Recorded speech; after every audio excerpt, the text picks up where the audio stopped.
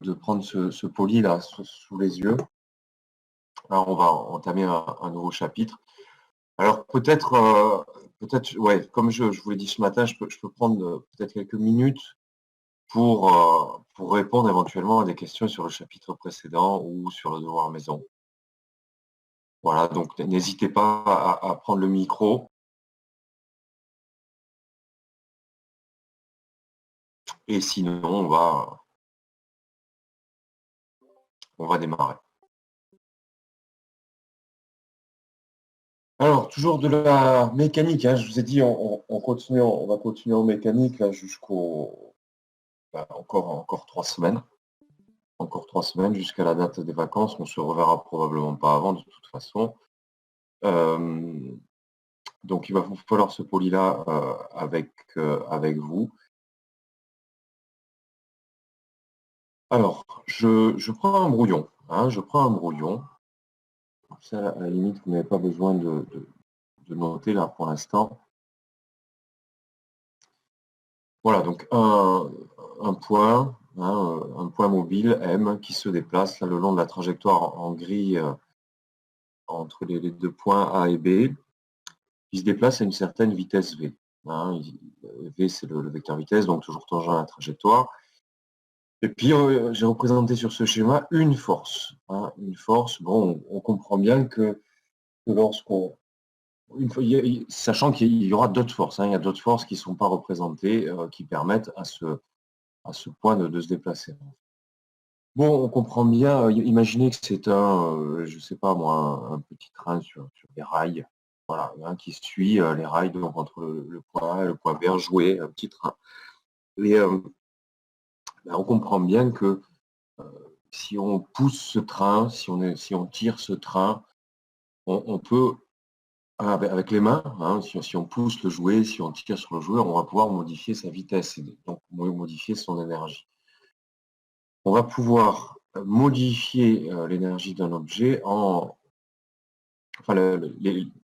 agir avec une force, va permettre de modifier l'énergie d'un objet. C'est ça l'idée. Alors, au niveau des unités déjà, avant de vraiment démarrer le cours, au niveau des... Ah, qu'est-ce qui se passe?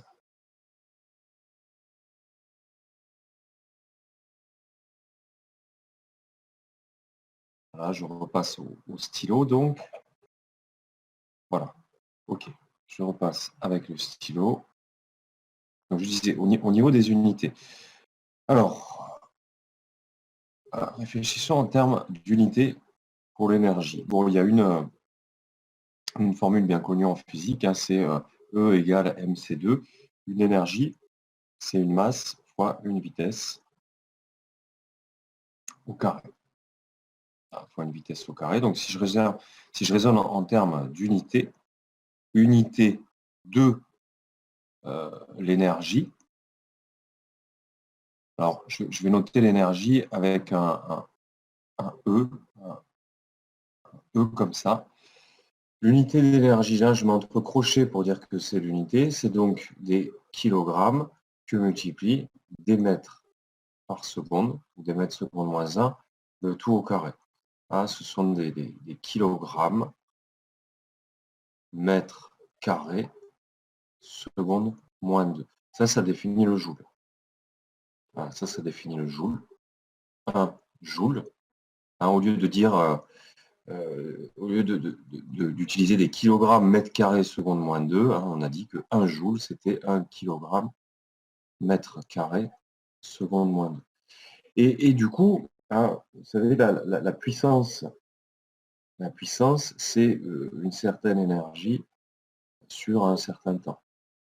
Hein, une puissance, c'est une énergie par unité de temps. Et le watt, je garde ça sous les yeux, hein, c'est que le watt, ben, c'est le joule que divise une seconde. Un watt, c'est 1 kilogramme mètre carré seconde moins 3 cette fois-ci, puisque je l'ai divisé par une seconde. Je garde ces unités sous les yeux. Alors, qu'est-ce que j'ai pour mon système? J'ai ma masse M, voilà, qui se déplace à la vitesse V, M donc en kilogrammes, la vitesse en mètres par seconde, et puis j'ai ma force, la force en, alors, ce sont des newtons, et la formule poids, poids cette fois égale mg, elle vous dit que les newtons, ce sont des kilogrammes mètres seconde moins 2.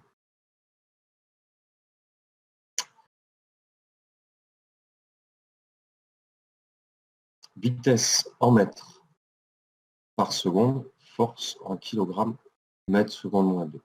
Regardez ce qui se passe si je multiplie une force par une vitesse. Une force par une vitesse. Alors je mets entre crochets, l'unité d'une force fois une vitesse, ça va être donc des mètres par seconde, enfin des kilogrammes. Je commençais par la force, kilogrammes mètre seconde moins 2, que multiplie des mètres seconde moins 1. Seconde moins 1. Ici. Seconde moins 1. L'unité d'une force fois une vitesse, ce sont des kilogrammes, mètres fois des mètres, mètres carrés, seconde moins 3. Kilogramme, mètre carré, seconde moins 3, ça correspond à des watts. Ça correspond. L'unité d'une force fois une vitesse, c'est le watt. Ça correspond donc à une puissance. Ça correspond donc à une puissance. Donc une force fois une vitesse, c'est une puissance. Et bon, on comprend bien comment, comme ça, on va pouvoir communiquer de l'énergie aux objets, de la puissance, et donc de l'énergie aux objets. Alors imaginez, on revient au petit train. Là, imaginez ce petit train donc, qui se déplace comme ça sur le rail à une certaine vitesse. Alors selon le sens de la force, je ne vais pas communiquer la même puissance. Imaginez que j'exerce la force vers là, pendant que le petit train se déplace, je vais avoir tendance à ralentir ce train, donc à diminuer son énergie. Alors que si j'exerce une force dans ce sens-là, je vais avoir tendance à accélérer le petit train. Donc déjà, il va falloir tenir compte du signe. Et ce signe, et puis il y a une troisième possibilité, c'est d'exercer une force comme ça, de manière orthogonale à la trajectoire. Ne recopiez pas tout ça, c'est un brouillon. De manière orthogonale à la trajectoire. Zut, c'est pas ce que je voulais faire.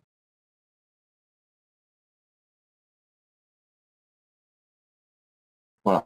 Lorsque la force est orthogonale et perpendiculaire ici à la vitesse et donc à la trajectoire, je ne vais ni ralentir ni accélérer mon petit train.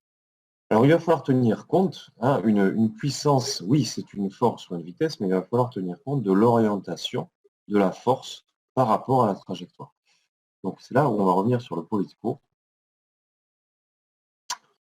Donc le système étudié est un point mobile, M se déplace à vitesse V sur un trajet entre les points A et les points B, un point A à l'instant TA, point B à l'instant TB, soumis à une force F qui dépend a priori du temps. Donc ça, ici, je suis au temps TA. Je suis ici au temps TA, ici au temps TB, et le point M, c'est au temps T. Voilà. T, c'est entre TA et TB. Donc, ce que je vous disais, c'est que l'action d'une force sur un point mobile est susceptible d'en modifier l'énergie. Ce de manière instantanée, en échangeant de la puissance. On va définir la puissance.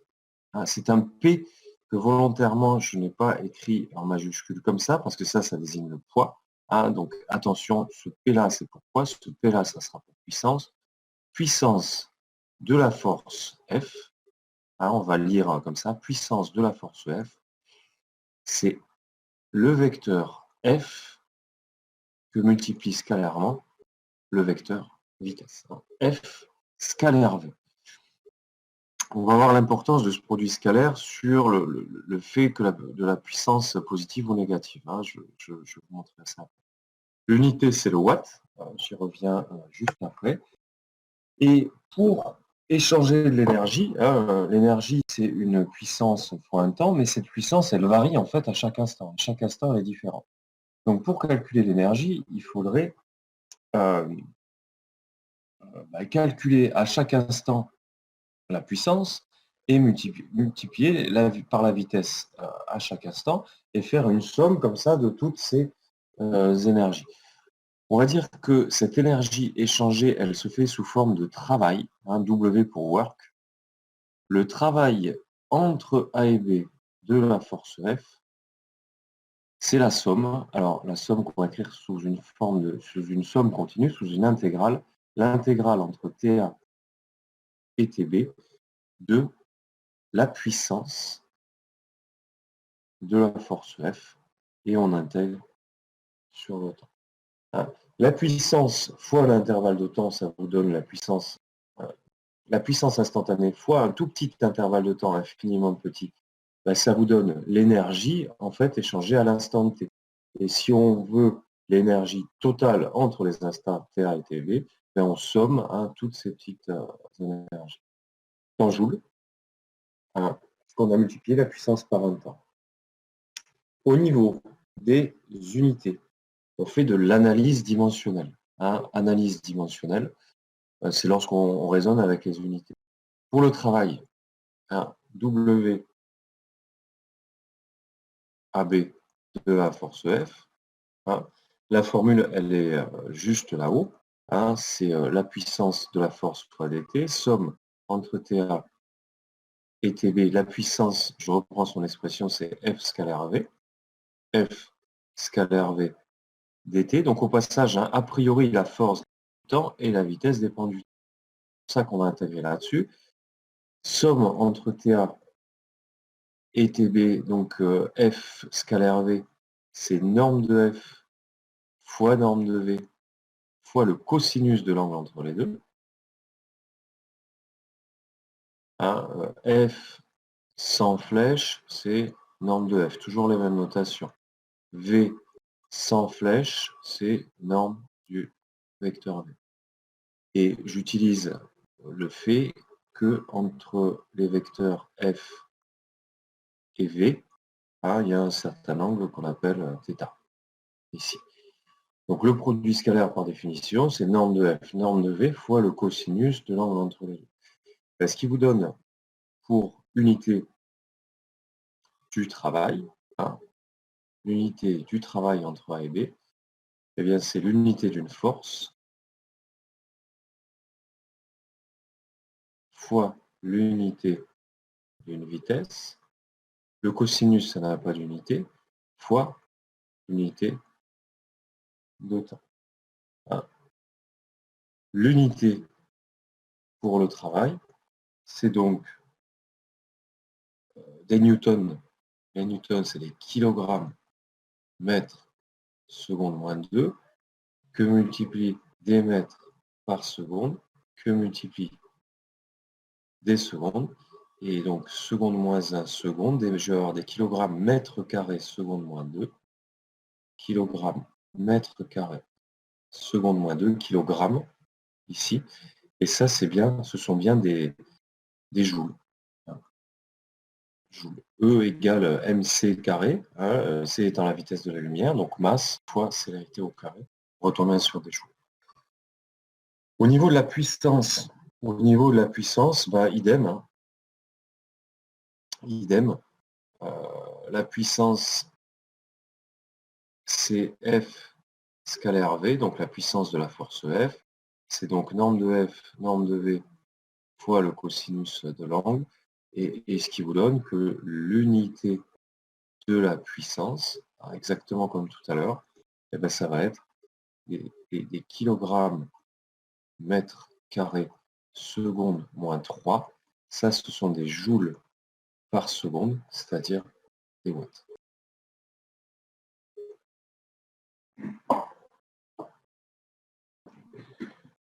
Donc la puissance, c'est bien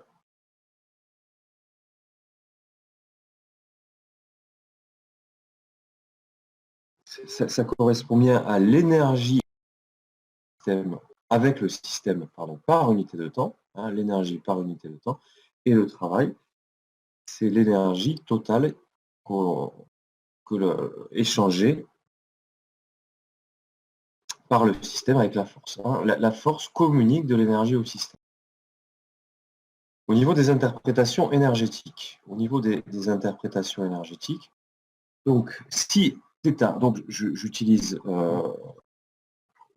la définition pour la puissance, hein, partout je vais utiliser là-dessous que la puissance de la force F, c'est F scalaire V, et donc norme de F, norme de V, fois le cosinus de l'angle entre les deux. Alors, si l'angle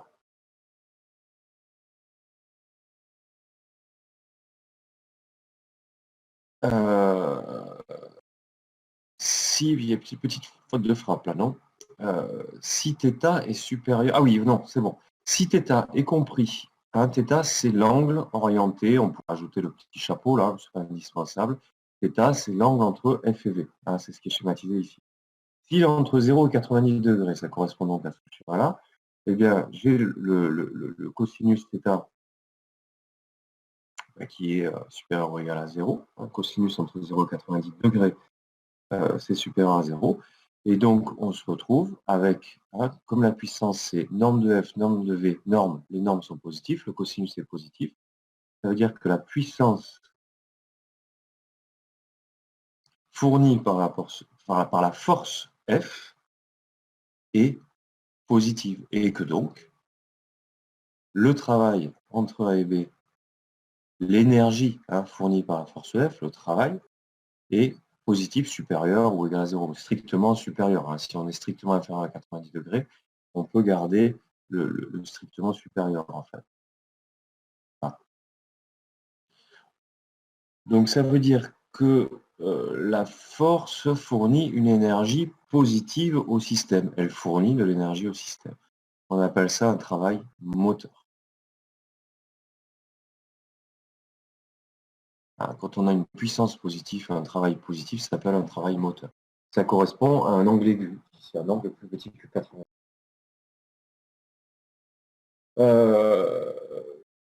Si l'angle est obtus, est entre 90 et 180, qui est sur le schéma là, ici, ben alors, vous allez avoir le cosinus θ ben, qui lui est négatif. Hein, la fonction cosinus entre 90 degrés ou entre pi sur 2 et pi, elle est négative, et même strictement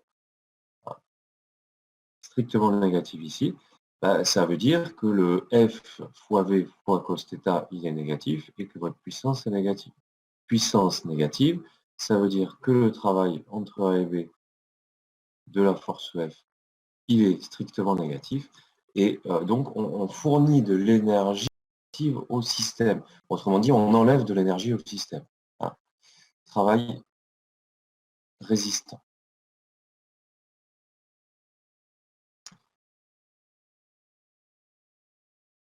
Et puis, il y a le cas limite où la force est orthogonale à la vitesse. Dans ce cas-là, on a F scalaire V, ici, sur ce schéma-là, qui est égal à 0. Hein, à 0. C'est pas vecteur nul, c'est 0. Hein. Et ça veut dire que la force ne fournit pas d'énergie au système. Hein. F scalaire V égale 0, ça veut dire que la puissance de la force F est nulle et que le travail échangé par la force F entre A et B est égal à 0. La force ne modifie pas l'énergie du système, la force ne travaille pas.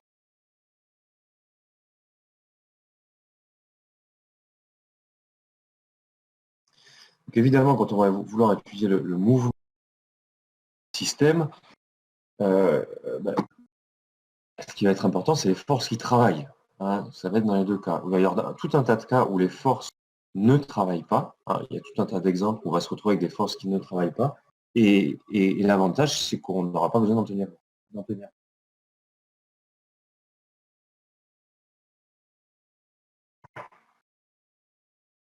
Alors, un cas qu'on va beaucoup trouver, c'est le travail d'une force constante. Typiquement, le poids, hein, c'est une force constante. Par exemple, poids, hein, qui est égal à mg, c'est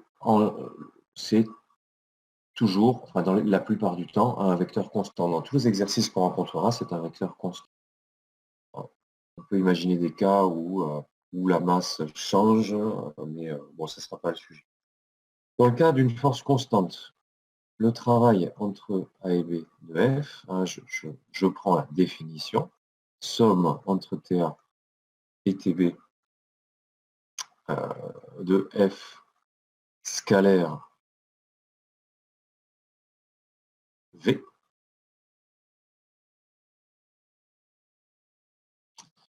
de F scalaire V, avec une force constante. Hein. Donc en fait, ça va être F scalaire, une intégrale entre TA. Alors dt, j'ai oublié le dt, ici, hein, si on veut être heureux. Donc de F scalaire entre TA et TB de la vitesse. La vitesse, je vais l'écrire comme DOM sur dt, la dérivée de vecteur position, dt. Mais cette intégrale là, en fait, j'intègre la dérivée de OM, du vecteur OM, par rapport sur un certain intervalle de temps. Ça, c'est F scalaire, somme, enfin, je vais pouvoir le réécrire.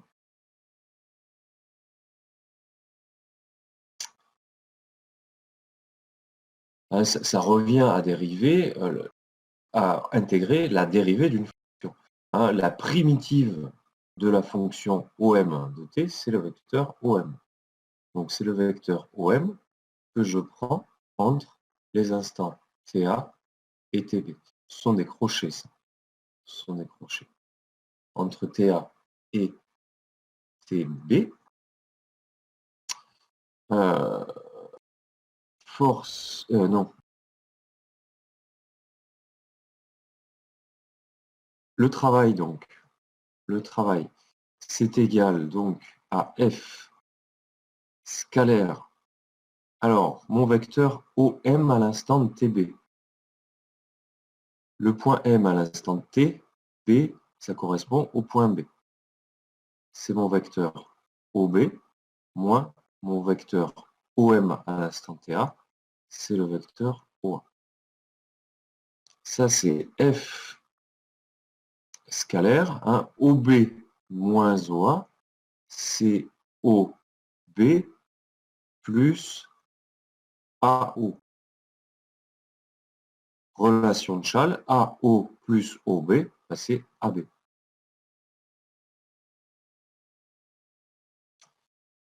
F scalaire AB. Donc pour une force constante, le travail d'une force constante entre A et B, c'est F scalaire AB. Et ça, bon, vous pouvez l'utiliser directement. C'est bien de le retenir. Alors, je ne l'ai pas mis en question de cours, mais c'est bien de le retenir parce qu'on va toujours en avoir besoin, ne serait-ce que pour calculer le travail du poids. Alors, donc, à propos des calculs de puissance et de travaux, donc j'ai mis un petit point méthode. Ce n'est pas une question de cours, hein, mais un petit point méthode, vous allez avoir besoin. Dans le cas où vous avez une force qui s'applique orthogonalement à la vitesse, hein, elle n'échange aucune énergie avec le système. C'est les deux cas particuliers dont on vient de parler. Hein, si vous avez, non pas P, mais si vous avez la force orthogonale à la vitesse, ben, ça veut dire que la puissance de la force F est égale à 0. Et si en plus, c'est quel que soit T,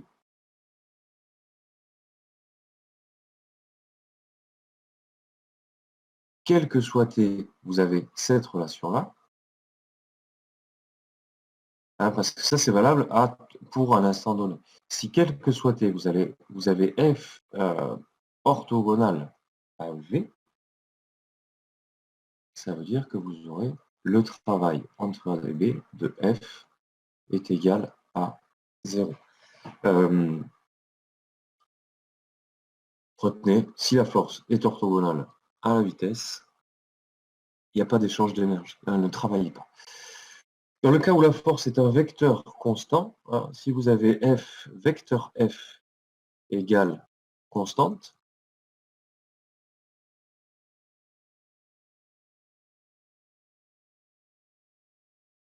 Mais constante, vecteur constant. Hein. Il faut que norme, direction et sens soient constants. Alors, le travail, alors, quel que soit t, hein, f égale constant, le travail entre A et B de f s'exprime par f scalaire. Encore une fois, ce n'est pas en question de cours, mais c'est bien de retenir pour les applications.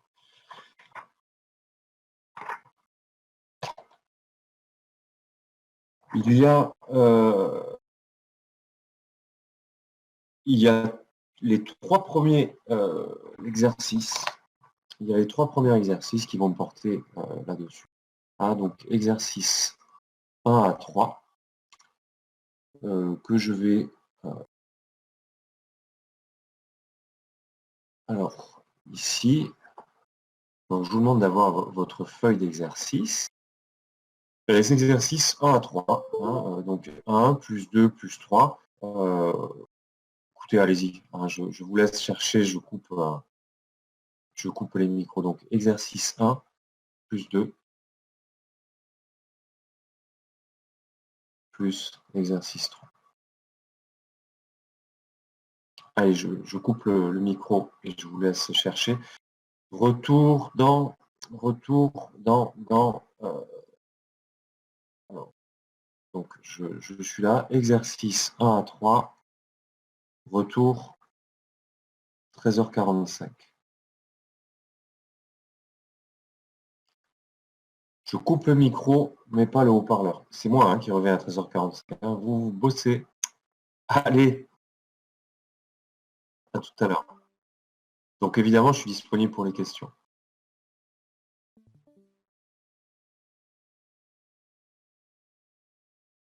Donc, retour sur les exercices. Bon, c'est juste de l'application de la formule du produit scalaire. Hein. Alors, une force quelconque, hein, 3 coordonnées selon x, y, z en cartésienne, 3 coordonnées selon r, θ, z en cylindrique. Alors, il reste des micros. Voilà, ça y est. Ok. Donc, après avoir rappelé l'expression de la vitesse dans les deux systèmes de coordonnées. Ah, donc, déjà, coordonnées cartésiennes, hein, en cartésien. Après avoir rappelé l'expression de la vitesse dans les deux systèmes de coordonnées, donner l'expression de la puissance en coordonnées cartésiennes et puis cylindriques. Donc, je vais commencer en cartésien. Le vecteur vitesse, hein, c'est donc x point ex plus y point ey plus z point ez. Et donc, si je calcule la puissance sans vecteur, hein, la puissance c'est un nombre. La puissance de la force F, hein, c'est donc le F scalaire, le vecteur V, et ben, je prends chaque coordonnée, hein, selon x, fx que multiplie x point, plus fy que multiplie y point, plus le fz que multiplie z point. Voilà, ça c'est pour les coordonnées cartésiennes. Pour les coordonnées cylindriques, je vais écrire que hein, le vecteur OM, c'est R, ER, plus Z, EZ, et ce qui va donner pour la vitesse, hein, en dérivant. Alors, je vais avoir un R point ER plus un R que multiplie la dérivée de ER, plus le R θ point Eθ, plus Z point Z. parce que le vecteur EZ est un vecteur constant. Donc si je fais le calcul de puissance, pour les coordonnées donc, cylindriques, si je fais le calcul de puissance,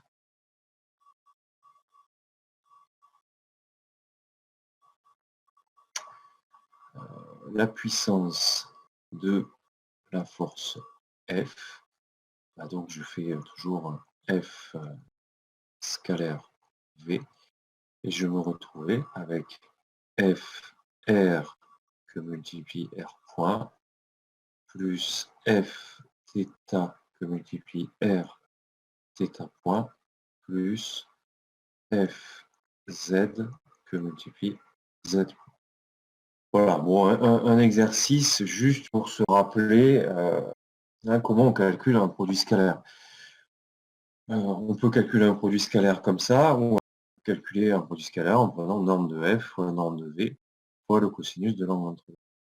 Donc selon l'exercice, on va s'adapter d'une manière ou d'une autre. Je ne vois pas de questions là à ce sujet. Bon, écoutez, j'espère que vous suivez. N'hésitez pas, si ça va trop vite, trop lentement. N'hésitez pas à faire des remarques. Moi, j'ai les remarques qui s'affichent. Bon, ok. Alors, une masse M se déplace. Merci Léo. Une masse M se déplace dans un fluide immobile par rapport au référentiel d'étude. Donc, on a un fluide au repos et l'objet qui se déplace dans le fluide et la force de frottement fluide F indice F pour force de frottement fluide en fait moins K fois le vecteur V. Ça c'est chapitre précédent avec K positif. K constante de frottement, ici K est positif. Alors dans le cours, je l'avais appelé alpha. On peut l'appeler K, on l'appelle comme on veut. C'est pas la constante de raideur du ressort, c'est la constante de frottement. Alors, calculer la puissance, eh ben, allons-y. Puissance de la force de frottement, eh bien, c'est la force de frottement scalaire la vitesse, c'est-à-dire moins KV scalaire V. Et V scalaire V, par définition, quel que soit le vecteur U, quel que soit un vecteur U appartenant à R3, on peut dire, si je fais U scalaire U, c'est par définition la norme U au carré. On utilise des résultats de mathématiques.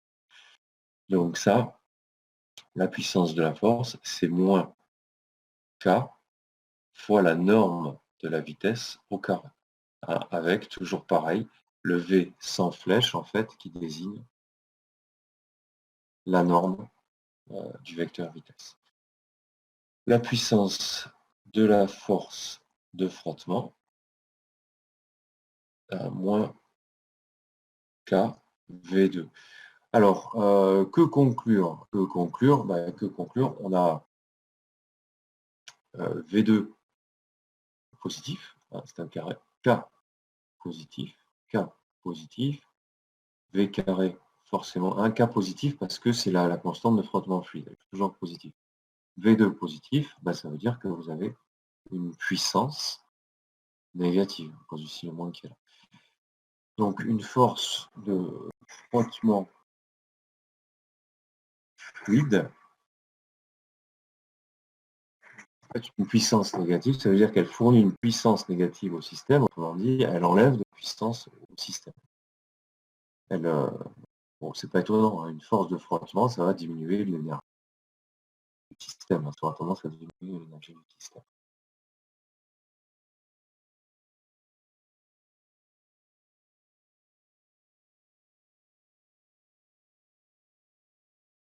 Alors en fait, un objet. Alors on passe à la question 2. Voilà, on passe à la question 2. Donc c'est un objet qui se déplace horizontalement sur l'axe X. Déterminer la puissance fournie par son poids. 2.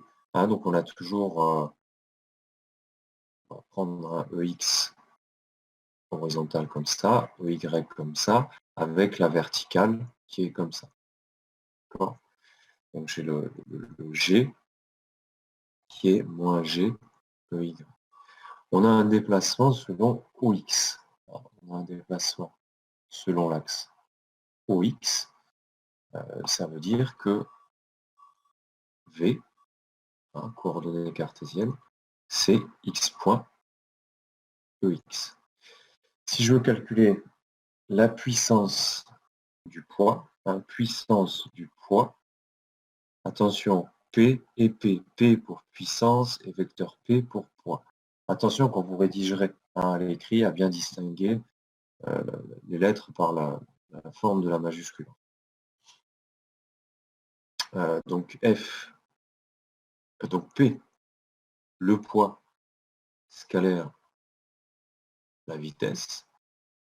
Le poids c'est mg, c'est donc moins m g ey, scalaire, le vecteur vitesse, x point ex.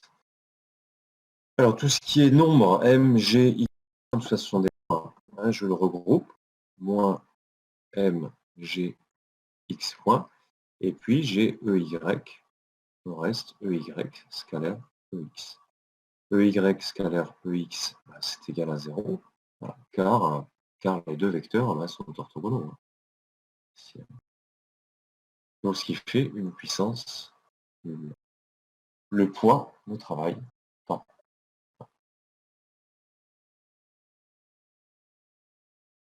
Le poids ne fournit pas de puissance, on dira qu'il ne travaille pas.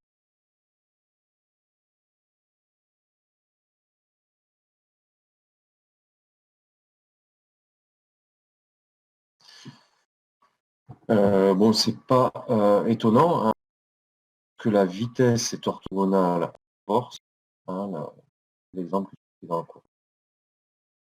La force ne travaille pas.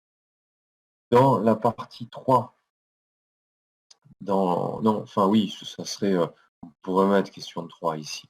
Même question si l'objet se déplace selon l'axe OZ, vertical. Alors moi j'ai pris Y. J'ai pris Y. Bon, on va prendre OY. Voilà, selon l'axe OY. Donc vers le haut, puis vers le bas. Alors, 3 déplacements vertical vers le haut. On a la vitesse qui est, on va l'appeler V fois EY avec V positif, de manière à avoir V et sens.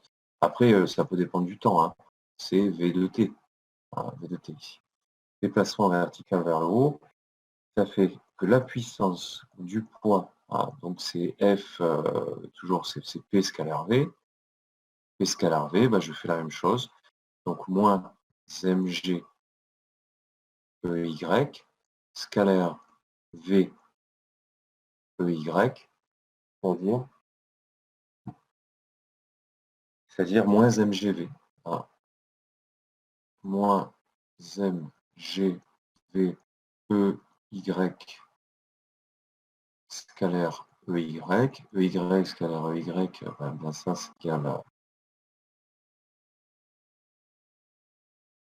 ça c'est égal à 1. Et donc moins mgv négatif.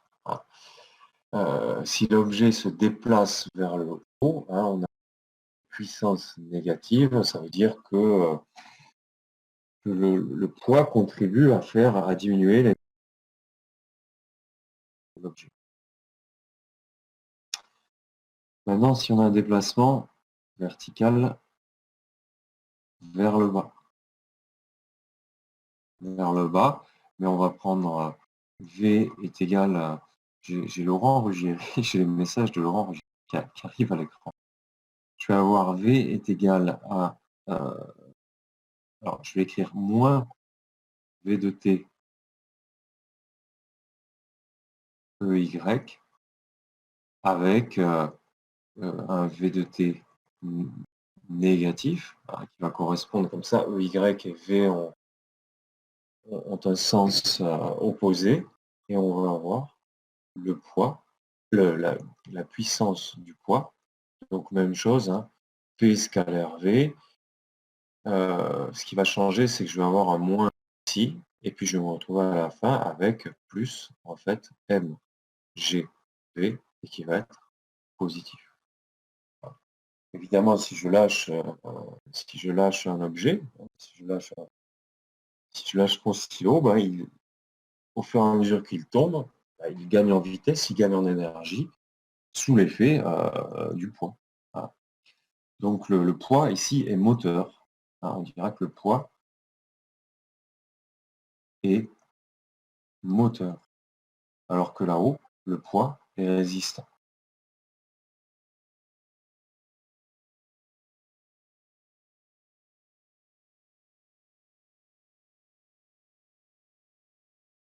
Voilà.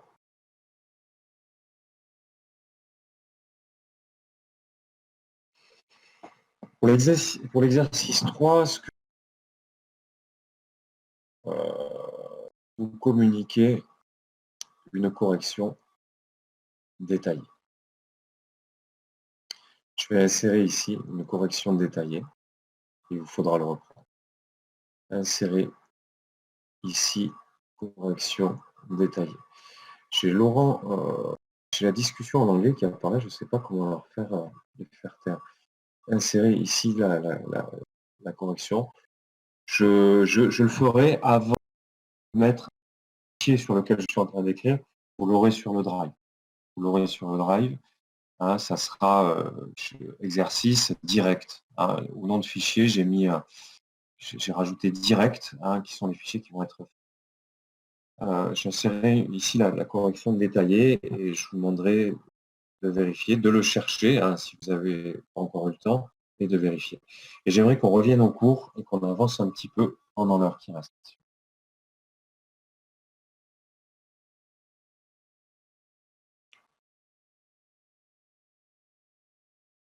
Alors, je vous laisse reprendre la fiche de cours. Vous pouvez commencer à lire.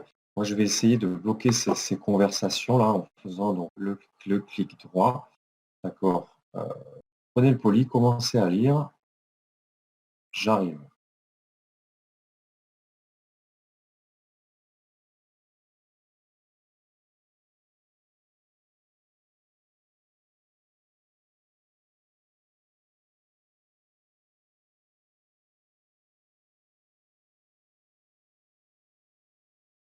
Voilà, j'ai fait taire le salon d'anglais apparemment. Normalement, c'est bon.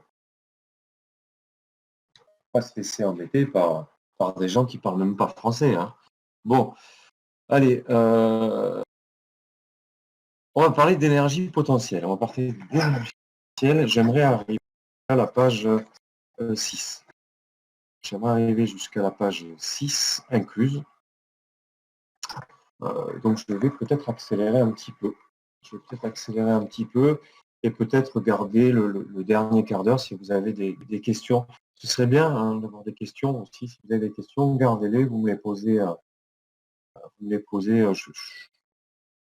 autant. Hein, Qu'est-ce qu'on fait? On pose des questions à la fin ou je fais une pause d'ici, où je m'arrête dans un quart d'heure pour répondre aux questions? Qu'est-ce qui vous paraît bien? Allez, dites-moi un peu, parce que là, je suis tout seul devant mon ordi. Je continue le cours et puis on se fait une petite session questions. Oui, non, peut-être.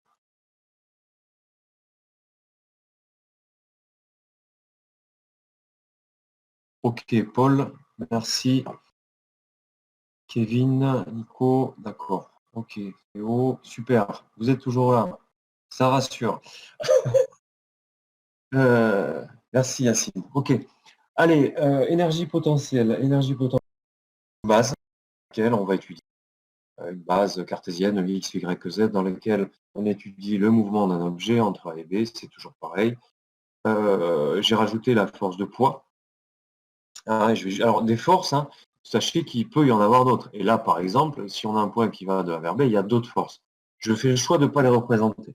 Je fais le choix de ne pas les représenter parce que je m'intéresse juste au poids. Les coordonnées du poids, 0 selon EX, 0 moins mg pardon, selon EY et 0 selon EZ, on a un mouvement.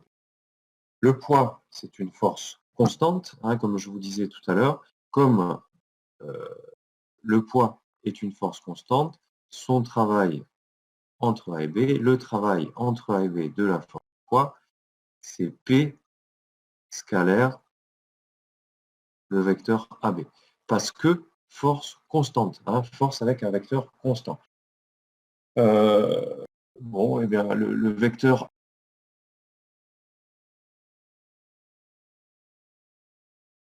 le vecteur AB, je pourrais l'écrire comme ça, AB égale xb moins xa, comme coordonnées selon x. Zut. xb moins xa, j'ai perdu mon stylo. Voilà. YB moins YA, Z ici, ZB moins ZA. Là, je prends juste, c'est l'écriture.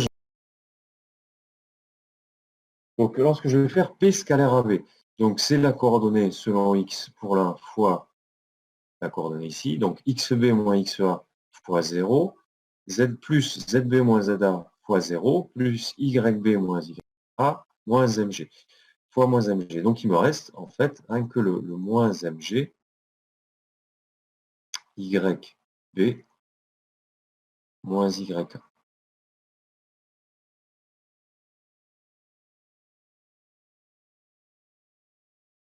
On fait preuve d'un peu d'abstraction. Je vous demande, je vous indique qu'il est possible de définir une fonction homogène à une énergie, parce que mg, y, masse, accélération fois une distance, c'est bien une énergie, on a parlé des unités tout à l'heure. Je définis cette énergie que j'appelle EPP, énergie potentielle de pesanteur au point M. C'est mgy, donc du point M, y c'est la coordonnée du point M, plus une certaine constante. Alors le travail du poids, le WAB de P, je peux l'écrire comme l'énergie moins, en fait, l'énergie potentielle de pesanteur au point B moins l'énergie potentielle de pesanteur au point A. Ce que je vous propose, c'est à un moment donné au brouillon, vous prenez cette expression, l'énergie potentielle au point A, c'est mgya plus 0. L'énergie potentielle au point B, c'est mgyb plus 0. Et si vous appliquez cette formule-là, vous allez retomber là-dessus. C'est-à-dire que le travail du poids, on va le voir comme moins la variation entre A et B d'une certaine fonction qu'on a appelée énergie potentielle. Delta AB, ça veut dire c'est delta AB EPP, ça veut dire énergie EPP en B moins énergie potentielle de pesanteur en A. Cette fonction, elle s'appelle énergie potentielle de pesanteur.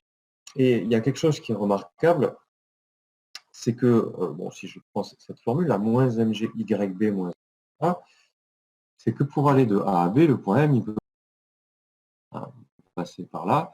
Son travail, le travail fourni par le poids, c'est mg moins mg, yb moins y.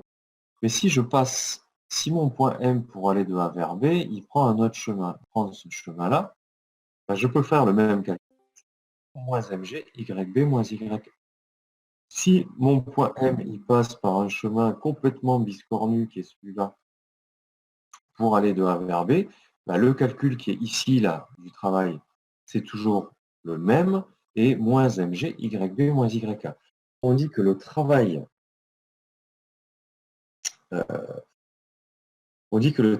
ici du poids entre A et B ne dépend que de l'altitude des points A et B, et que surtout, il ne dépend pas du chemin suivi par le point. Et bien ça, c'est particulier. À partir du moment où le travail ne dépend pas du suivi, on va pouvoir définir une énergie potentielle associée à la force. Le travail du poids ne dépend pas du chemin suivi, on va pouvoir définir l'énergie potentielle. Alors pour l'instant, vous le prenez tel quel, l'énergie potentielle de pesanteur. Alors c'est pour un point M de coordonnées X, Y et Z. X, Y et Z, ça désigne les coordonnées. L'énergie potentielle de pesanteur, E, PP pour le point M, c'est mg y plus une certaine constante. E0 est égal à une constante qui est arbitraire en fait, qui dépend d'où on a placé avec un axe ascendant, c'est-à-dire vers le haut, G étant comme ça. Si l'axe est vers le bas, qu'est-ce qu'elle dit cette fonction? Que lorsque y augmente, c'est-à-dire que plus mon point M ici est haut, et plus l'énergie potentielle de pesanteur est grande. Bon, il faut retrouver la même chose si on a choisi une orientation vers le bas, sinon ça n'a pas de sens. L'énergie potentielle au point M, donc c'est toujours un mgy plus E0. Et regardez là le problème. Le problème, c'est que lorsque mon point M monte, eh ben, j'ai mon Y qui devient de plus en plus petit, vers les négatifs. Donc j'aurai une énergie potentielle qui n'est pas cohérent avec ce qui était juste en haut. Donc il faut mettre un moins ici. Donc l'expression de l'énergie potentielle de pesanteur, elle dépend de l'orientation de l'axe. Plus mgy et moins mgy dans ce cas ici. L'unité, ce sont des joules. Pour se rappeler du plus ou du moins, pensez que plus l'objet monte et plus il a d'énergie. Ça veut dire ce que ça veut dire l'énergie. C'est que plus votre stylo, vous allez le lâcher de haut, vous prenez le stylo dans la main, vous le lâchez à 10 cm du sol, ou si vous montez votre stylo et que vous êtes à 1 mètre ou à 2 mètres du sol, il a plus d'énergie potentielle lorsqu'il est en hauteur. Pourquoi? Parce que lorsqu'on va le lâcher, potentiellement, son énergie va augmenter, en fait, son énergie cinétique. Donc l'unité, c'est le joule. Dans les deux cas, si E0, c'est une constante fixée arbitrairement, l'énergie de potentiel de pesanteur n'est définie. En fait, ce n'est pas une grandeur absolue. Ça dépend de... voilà, on a le droit de dire au début du problème, tout ce qui est au niveau du sol, on dit que c'est l'énergie potentielle 0. Voilà. On peut fixer la constante comme ça. Donc ça, c'est ce que je vous disais à l'instant. L'énergie potentielle de pesanteur est d'autant plus grande que l'altitude du point M est grande. Pareil, on peut définir une énergie potentielle élastique. On peut définir une énergie potentielle élastique. Et donc après cette page, après cette 5, je prendrai 5 minutes au cas où il y ait des questions. Énergie potentielle de rappel élastique. Donc cette fois, le point M il est attaché au ressort. Et puis, bien la force de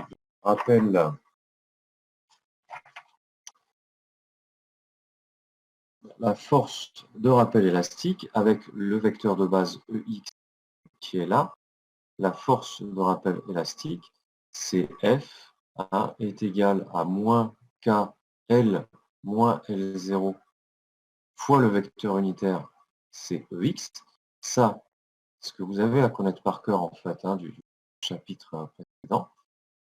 Et puis, on va utiliser le fait que, alors c'est ici qu'il faut insérer en fait les coordonnées. Le L0, bon, le L0, c'est L0, mais le L,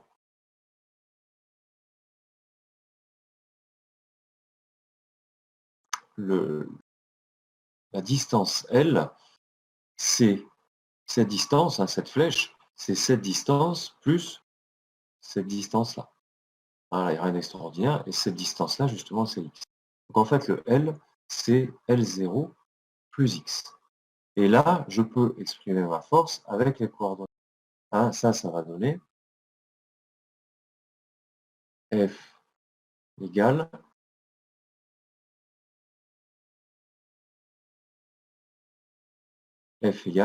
donc moins K, L, c'est L0 plus X, moins L0,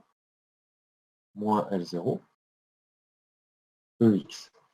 Hein, L0 moins L0, et c'est pour ça qu'ici, je vous ai marqué F est égal à moins KX EX. Hein, on se retrouve avec F égale moins KX EX. Donc, dans ces conditions, hein, et uniquement dans ces conditions, la force, c'est ça, parce que j'ai choisi de placer l'origine ici. Le vecteur vitesse, c'est x.ex, hein, dx sur dtex, c'est-à-dire x.ex. Ça, il n'y a pas de surprise. Un mouvement, on suppose que le mouvement est total. Et on va écrire la force, le travail, hein, de la force de rappel élastique. Hein, donc le travail W de la force de rappel élastique, qu'on a appelé F, entre les points A et B. Hein, dans cette notation, WAB de F, ça se traduit par le travail de la force de élastique sur un trajet AB quelconque. Le travail, donc, alors la force, je rappelle, elle n'est pas constante, donc je n'ai pas le droit d'écrire F scalaire AB, il faut que je revienne à somme entre TA et TB, hein, de F scalaire V dt. F scalaire V, le tout dt.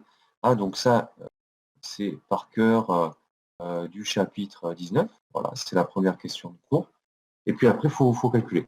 Il faut calculer avec les données qu'on a. Donc F, alors, je vais sortir le moins tout de suite. Hein, intégrale entre TA et TB. La force, donc c'est moins KX, le moins est ici. Donc KX E X scalaire, le vecteur vitesse. Vitesse, c'est x.ex. x.ex et dt, hein, parce que dt ici, parce que j'intègre sur le temps. Et ce truc-là, je vais le réécrire. Alors, les constantes multiplient. La constante multiplie, c'est K. Mais je vais la garder dedans. Je vais la garder dedans. Ça, hein, moins somme entre TA et TB de KX, X point EX scalaire EX. EX scalaire EX, c'est norme carré de EX, c'est-à-dire et donc j'ai moins somme entre TA et TB de KX point. Et ça, je vais le réécrire dt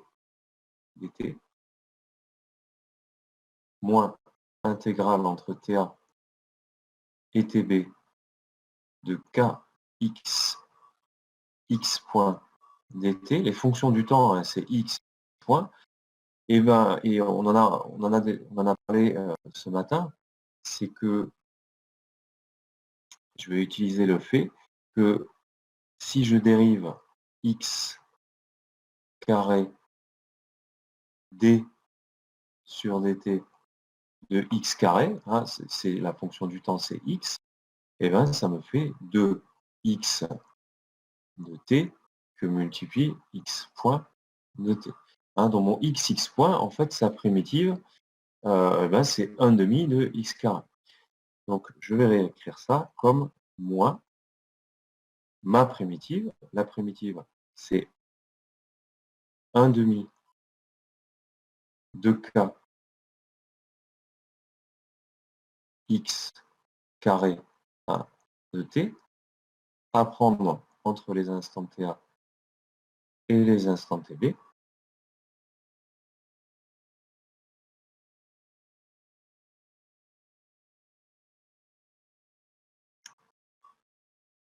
Et puis, je vais définir. Donc là aussi, en fait, on passe à ça. Je vais définir une énergie potentielle élastique. Pourquoi? Parce que Kx2, ben, si on fait l'analyse dimensionnelle, c'est une énergie.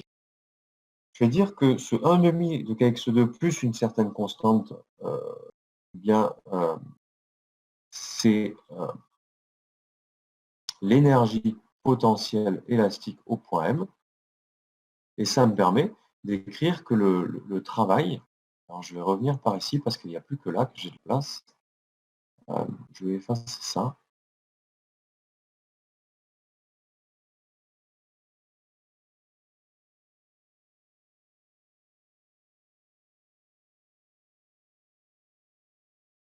Voilà. Je peux le réécrire, moins la différence d'énergie potentielle élastique en B, moins énergie potentielle élastique en A. Pareil, pour vous en convaincre, vous prenez cette expression-là pour énergie élastique et puis vous le faites dans l'autre sens. Hein, pourquoi? Parce que x de t en TB, hein, bah, c'est xb en fait, et x de t en TA, c'est x. Hein, donc on a bien 1,5 de k xb carré moins 1,5 de k xa carré.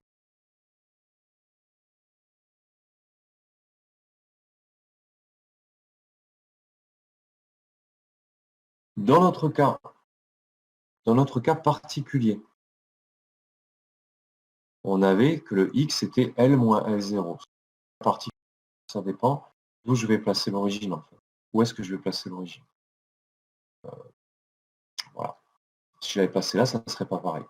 Donc, je remplace mon x par L moins L0 et j'obtiens l'expression générale de l'énergie potentielle élastique que je vous demanderai de connaître par cœur. L'énergie potentielle élastique pour le point M, c'est 1,5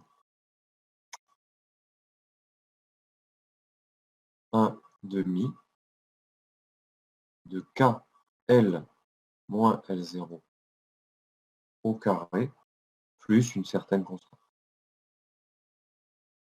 Une constante arbitraire, donc à retenir par cœur, hein, élastique au point M, et puis le schéma qui va avec. Hein. Donc on a vu jusqu'à présent définition du travail, de la puissance, on a vu, pardon, les définitions de la puissance d'une force, travail d'une force, et des énergies potentielles pour un ressort, hein, l'énergie potentielle élastique, et de pesanteur. Donc si vous avez des questions, je vous invite soit à écrire, soit à ouvrir un micro, hein.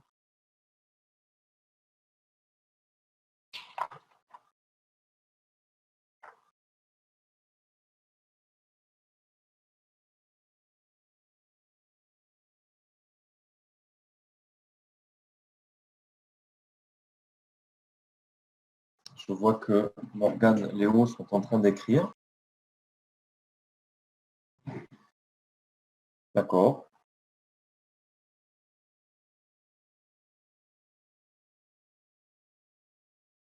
Bon, je vois que personne n'écrit, personne n'est en train d'écrire, personne ne coupe le micro. Donc, donc on peut prendre quelques. J'attends mon message.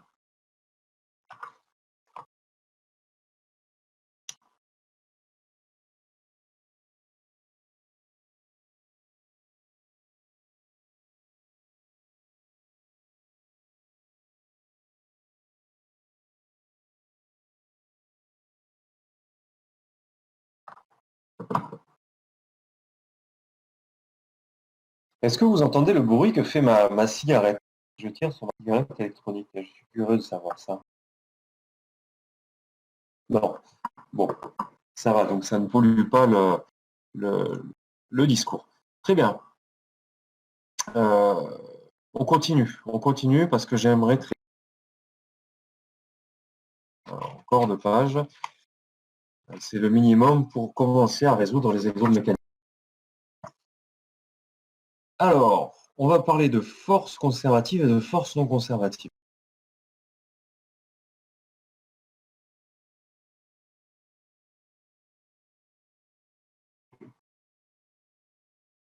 Alors, je reprends toujours un point là qui se déplace et je vais tenir compte je vais dire qu'il y a une force de fluide, une force qui est proportionnelle à la vitesse, ici moins alpha v, avec alpha positif. Le coefficient de frottement fluide, alpha qui est positif, je vous le rappelle.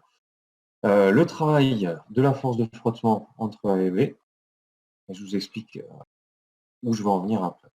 Le travail de la force de frottement entre A et B, donc toujours pareil, travail W pour work, travail de la force de frottement, je mets entre parenthèses la force de frottement qui est concernée, et toujours précisé entre A et B.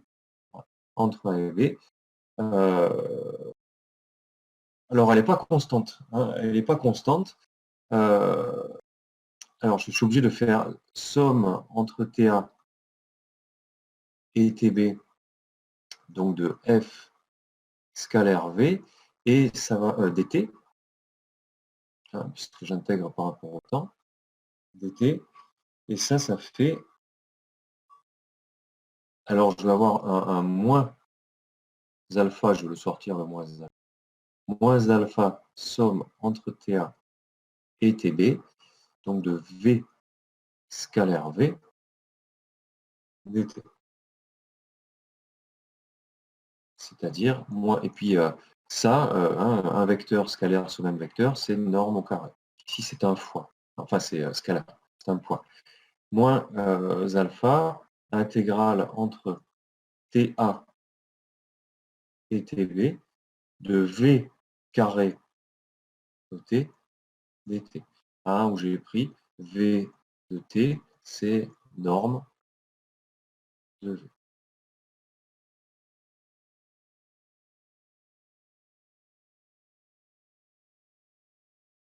Alors ça, on va pas pouvoir le calculer dans le cas général. On va pas pouvoir le calculer dans le cas général, mais pour ce cas particulier, si le point A passe par un autre chemin, ici, pour aller de A vers B, on peut imaginer que passe par ce chemin-là. Ben, vous imaginez bien que là, si à un instant donné, je représente mon point M, que la force de frottement, qui varie tout au long du mouvement, ici elle est comme ça, ici elle est comme ça, puisqu'elle est à chaque fois opposée à la vitesse, on avait ici. Et disons, cette vitesse, ce vecteur vitesse, il ne va pas être le même tout le long, il ne va pas être pareil tout le long de ce trajet-là ou de ce trajet-là.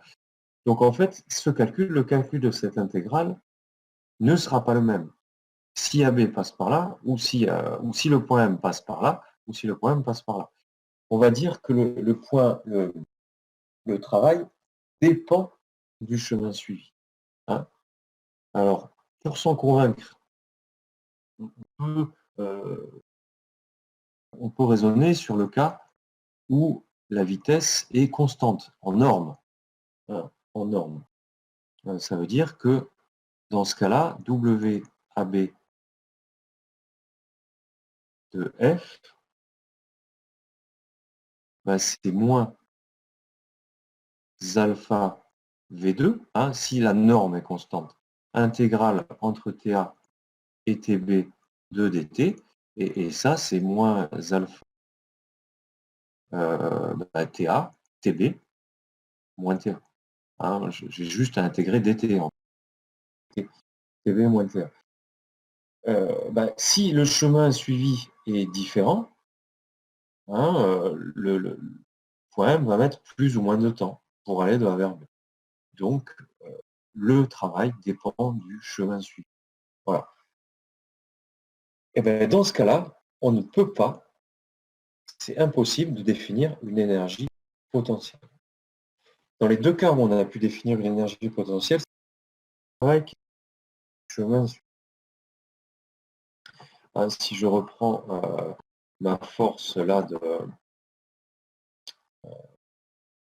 alors le travail de la force élastique, c'est 1/2. Alors, c'est pas très bien, mais hop, je vais réécrire ici. C'était alors moins 1/2 de kxb carré, moins plus 1/2 de kxa carré. Donc ça ne dépendait pas du chemin suivi, ça dépend uniquement de l'abscisse des points A et B, du xa et du xb.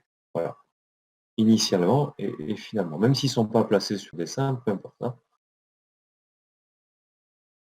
Une force est conservative. On peut prendre ça comme définition. Une force est conservative lorsque son travail ne dépend pas par le point M sur le trajet entre A et B. Dans le cas contraire, elle est non conservative. Une définition équivalente, je vous demande de l'accepter, c'est qu'une force est conservative si et seulement si il est possible de définir une fonction énergie potentielle telle que le travail entre A et B de F est égal à moins delta A de A vers B de l'énergie potentielle en M, et ce delta de A vers B, c'est B moins A en fait. Le delta, c'est le delta de la fonction ici. Le delta de la fonction, c'est valeur finale moins valeur initiale. Donc énergie potentielle en B moins énergie potentielle.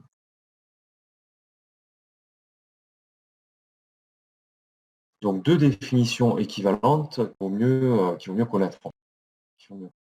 Donc ces forces conservatives, elles sont particulières parce que leur travail ne dépend pas du chemin. Et justement, à chaque fois qu'on a une force conservative, on va pouvoir définir une énergie potentielle.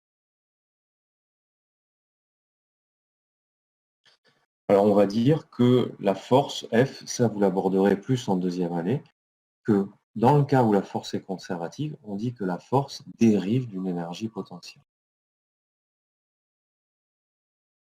Alors, typiquement, sur les remarques, qu'est-ce qu'on a? Tout ce qui est frottement. Tout ce qui est frottement, ça va vous entraîner des forces non conservatives, que ce soit frottement fluide, frottement solide. Elles dépendent du trajet suivi. Bon, c'est assez facile à comprendre. S'il y a des forces de frottement, plus le trajet est long, plus il y a eu de forces de frottement qui ont fait perdre de l'énergie. Donc leur travail ne dépend pas du chemin suivi.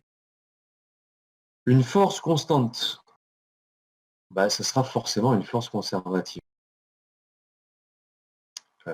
Parce que WAB de la force constante, c'est F scalaire AB. Si AB est constant, si F constant. Et le vecteur AB, ses coordonnées, c'est A, YB moins Y. Donc ça ne dépend que des points A et B en fait, mais pas du chemin suivi entre A et B. Poids et rappel élastique sont conservatives. On a défini des énergies potentielles. Une énergie potentielle est toujours définie à une constante près. En effet, si vous définissez une énergie potentielle en M par l'énergie potentielle qu'on avait au départ, plus une certaine constante, alors le travail, WAB de F, pour la force conservative, qui est moins delta énergie potentielle en M, entre A et B, c'est aussi moins delta énergie potentielle prime, celui-ci, en M. AB. Hein, parce que là, vous allez avoir la constante qui va s'annuler. Donc une énergie potentielle est toujours définie à une constante près. Une énergie potentielle, c'est pas une grandeur physiquement mesurable en fait. Il va avoir une interprétation physique directe. L'énergie cinétique, oui. L'énergie potentielle, mais on va s'en servir. Justement. Alors, est-ce qu'il y a des questions sur... Alors, cette partie est délicate hein, sur les forces. C'est assez abstrait comme définition, je l'entends, mais on va s'en servir et on s'en sert énormément de la mécanique. Hein, parce que ça va avoir des conséquences qu'on va avoir juste. Donc, s'il y a des questions là-dessus, je repasse sur le chat. Là, voilà, j'ai le chat sous les yeux.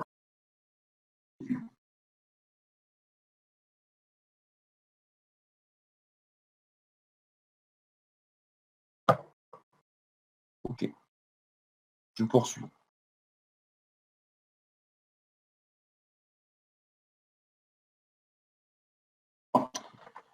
Je poursuis donc. Alors, énergie cinétique. Énergie cinétique. Alors, c'est l'énergie cinétique, c'est l'énergie que va transporter, entre guillemets, un objet qui un objet qui se déplace, il est d'autant plus énergétique qu'il se déplace vite et que sa masse est importante. Hein, il vaut mieux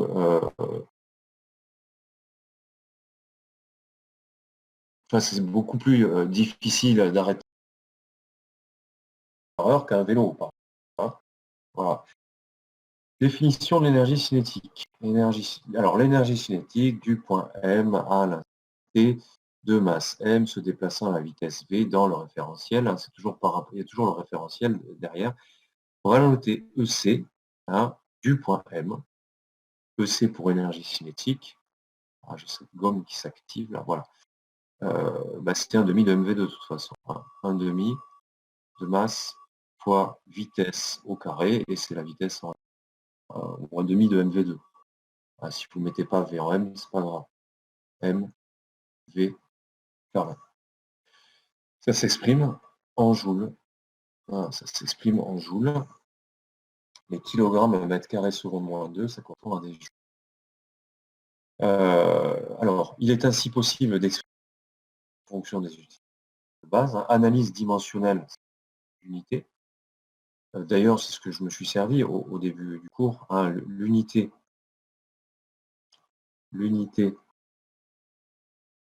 de l'énergie cinétique entre crochets, c'est l'unité de masse fois l'unité de vitesse au carré. Hein, et ça fait donc des kilogrammes mètres carrés seconde moins 2. C'est la définition du joule. Un joule est égal à 1 kg mètre carré seconde moins 2. Il faut être capable de le faire, ça. Hein. Il faut être capable de remettre les joules en système international. Alors, c'est là où on va passer à des choses un petit peu plus abstraites. Donc, je vais prendre le PFD, MdV sur dt.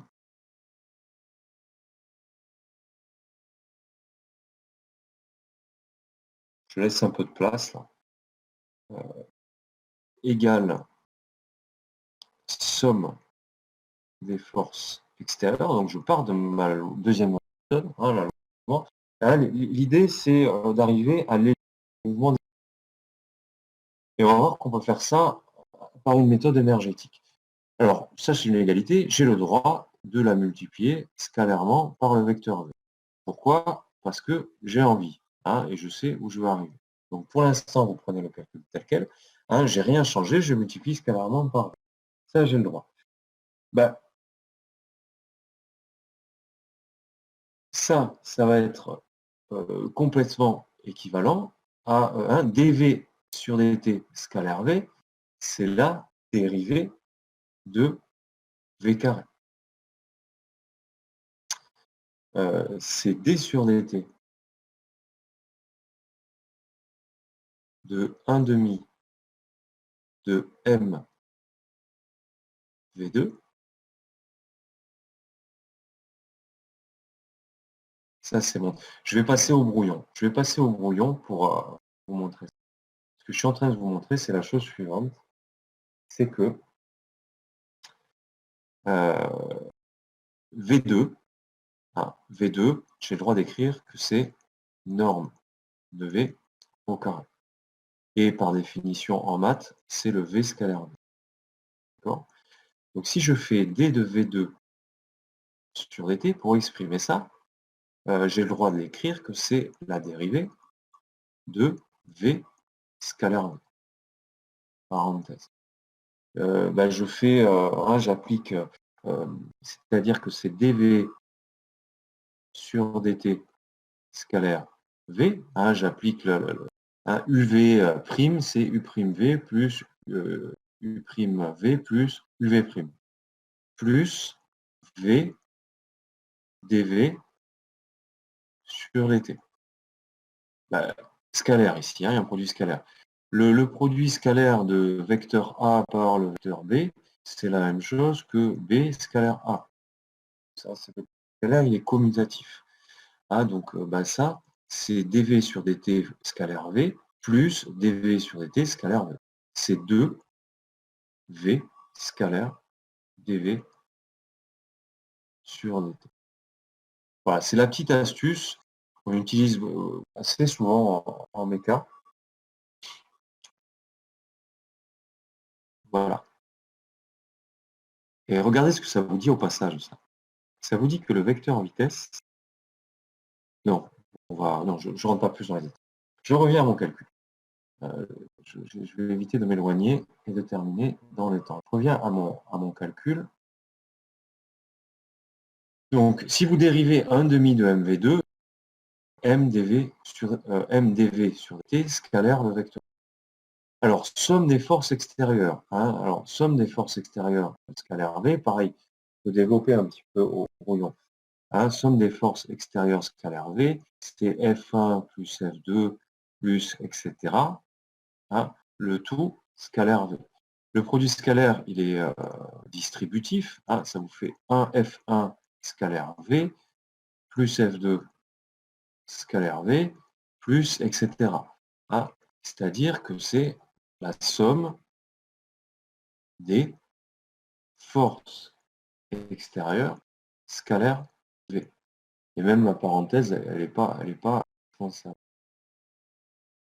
Peu importe. Je suis juste en train de vous dire que somme des forces extérieures, parenthèse scalaire v, c'est la somme des F scalaire v. C'est juste pour le réécrire. Donc je reviens ici. Là. Donc je réécris cette égalité-là. Somme extérieure, c'est la somme des forces extérieures scalaire v.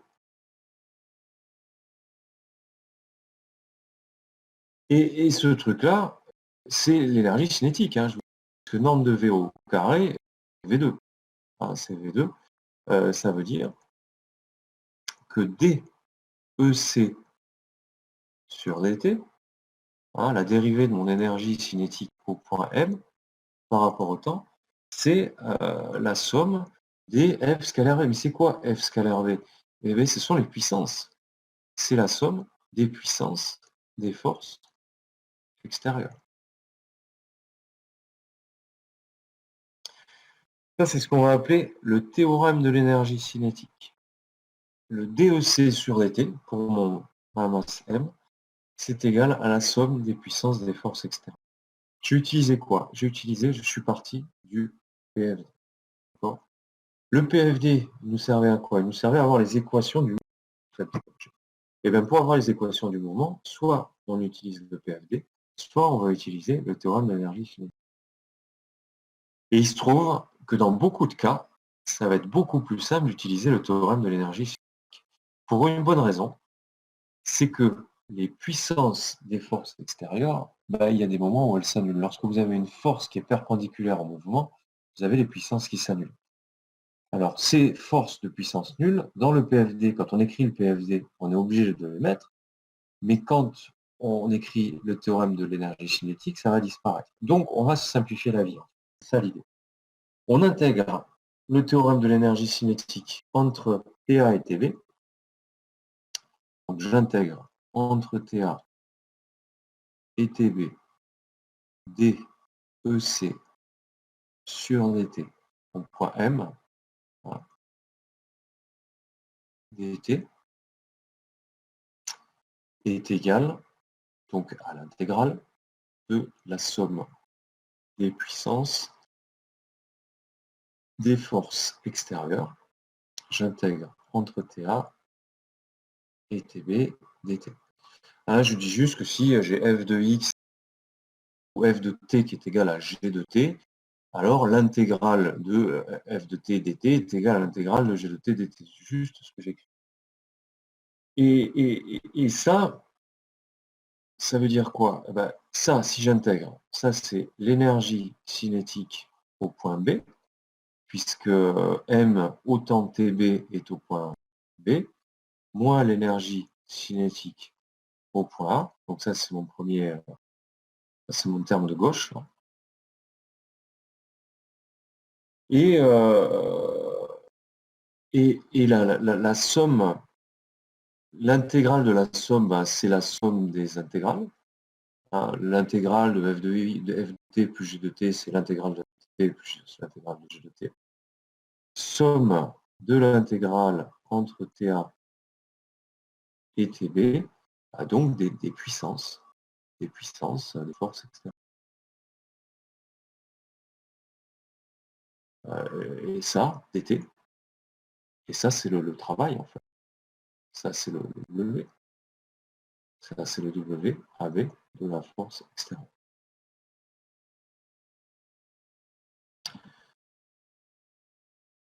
Ça s'appelle aussi le théorème de l'énergie cinétique, mais le théorème de l'énergie cinétique sous forme intégrale. Alors on va former ça comme ça. C'est la forme instantanée, qu'on appelle parfois le théorème de la puissance cinétique, dEc sur dt. Alors dEc au point M sur dt égale somme des puissances des forces extérieures. Ça va vous donner, c'est marqué en remarque ici, ça vous donne les équations de mouvement. Les équations différentielles en général.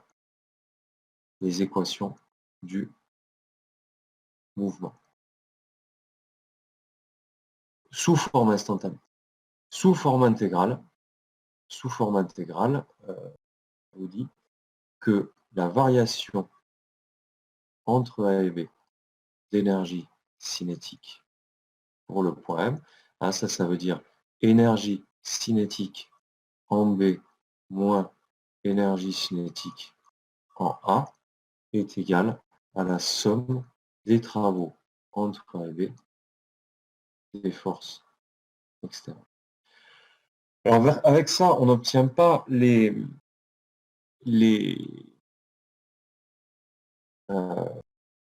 équations du mouvement, mais on va pouvoir résoudre un certain nombre de problèmes. Un exemple simple, vous savez, on a fait plusieurs exercices sur le mouvement. Voilà, je jette une balle et puis elle retombe au sol. Alors on calcule la trajectoire parabolique et puis on peut arriver à calculer à quelle vitesse est-ce qu'elle retombe sur le sol. Au moment où elle touche le sol, la vitesse vaut tant. On a fait un exercice. Et pour arriver à ça, on fait une bonne page de calcul, hein, avec des calculs de trajectoire, etc. Ben, en utilisant la forme intégrale du théorème de l'énergie cinétique, en fait, on va réduire énormément les calculs. Alors, je n'ai pas le temps de faire un exemple parce que je vais m'arrêter, je vais essayer de m'arrêter à 50. Ah, on a commencé à 13 h, je vais m'arrêter à 14h50 dans 3 minutes. Donc la forme intégrale du théorème est un état initial final, en fait, sans chercher à déterminer l'évolution entre les deux. Hein, pour avoir la vitesse de la balle qui retourne au sol, il fallait calculer la trajectoire. Il fallait calculer la trajectoire, bref, savoir tout ce qui se passait entre les deux. En utilisant cette forme intégrale, on peut avoir la vitesse quand elle tombe sur le sol sans avoir à connaître tout ce qui se passe entre les deux. On passe juste à la fiche d'exercice. J'aimerais que vous preniez, je termine, 2 minutes. Je termine 2 minutes. Alors, je vais vous demander de préparer l'exercice 5. Je mettrai le travail en note. Ah, donc ça, c'est pour jeudi. Pour jeudi, c'est 17, 18, 19. Ah, il y a déjà le devoir maison.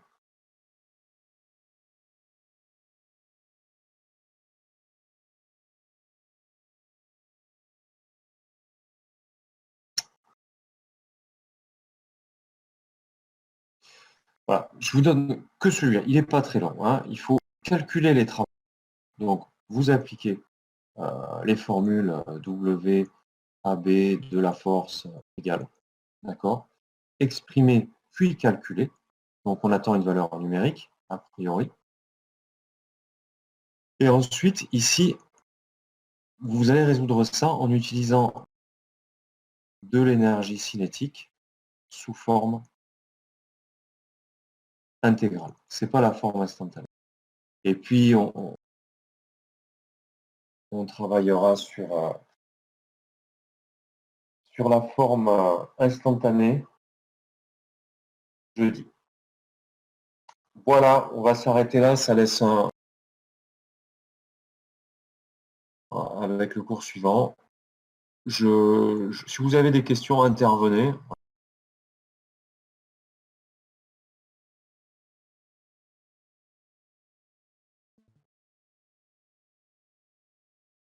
Voilà, si vous avez des questions, n'hésitez pas à intervenir. Je mets haut-parleur et mon micro.